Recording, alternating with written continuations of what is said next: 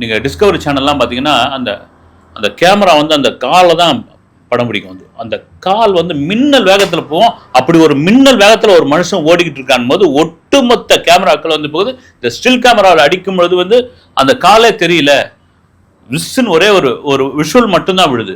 அந்த அளவுக்கு ஓட்டம். எல்லாருடைய கவனமும் 2008 ஒலிம்பிக்கில் கவனம் பெறார் உசேன் போல்ட்.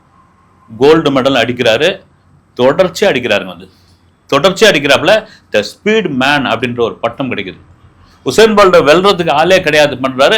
ஏறக்குறைய உசேன் போல்டால தான் எங்க ஜமாய்க்காவுக்கே பெருமை அப்படின்ற அளவுக்கு அங்க உள்ள பிரதமர் அதிபர்கள் எல்லாம் பாராட்டுறாங்க.